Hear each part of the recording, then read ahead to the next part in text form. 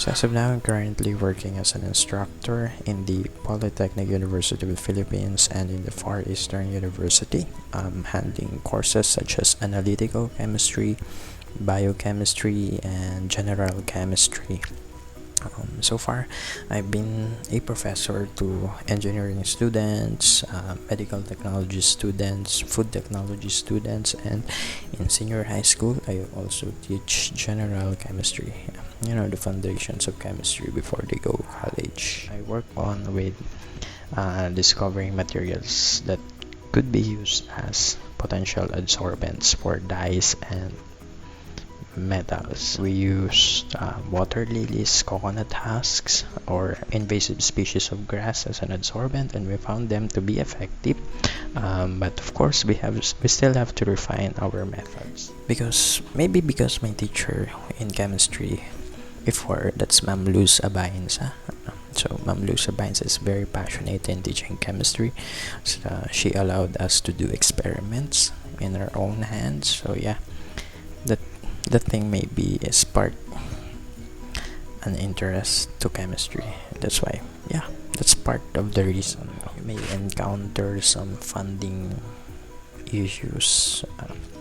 So yeah, and sometimes there are services that are not available in your country. For example, I work on with my thesis with the help of gamma radiation, and there is only one radiation facility here in the Philippines. Is the Philippine Nuclear Research Institute. So I myself, I find it very difficult to understand math before. I graduated in high school with an average of 84, and 84 is not a very good number, of course, you know that. But yeah, I barely made it. So yeah, when I went to college, I took my algebra, my trigonometry, my geometry classes, differential calculus classes with a very barely passing grade. Yeah, that's around 78, 80, 83%. Yeah, that's not very good for a college student. Yeah, but however, over time you have to overcome your fears. Yeah, so there was this time in my last mathematics course, which is elementary differential equation. I aced all the exams, I aced all the quizzes, and I actually got a grade of 100%. Yeah, because I aced all those quizzes and all those exams. Yeah, you really have to improve yourself if you're in the STEM field, of course. It will not happen in a blink of an eye, of course, but that fear. For sciences, you just have to read and read and read.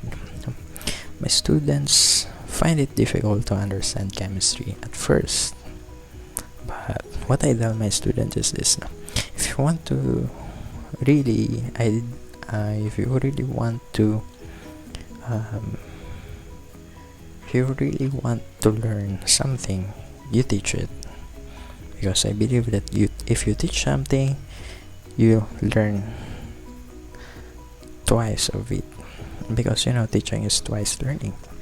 That's what I do for my students. Now I let them explain what their ideas are, and I help them refine their ideas. So my piece of advice for STEM students is: number one, continue learning. The world is changing very fast. The viruses are mutating every time. The climate change is happening at faster pace than before, so we have to adapt to it, because in the end we are the one who will be trying to get solutions to our problems that will save humanity. Number two, do not compete with each other.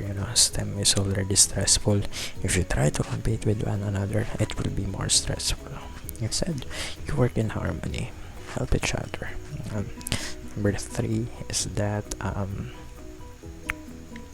you have to develop your own ways of learning. Not all learning methods do apply to you. Being a STEM person is fun. It is a learning experience. At the same time, it is also a responsibility. a responsibility for the humanity because people will listen to us. So it is our duty to teach them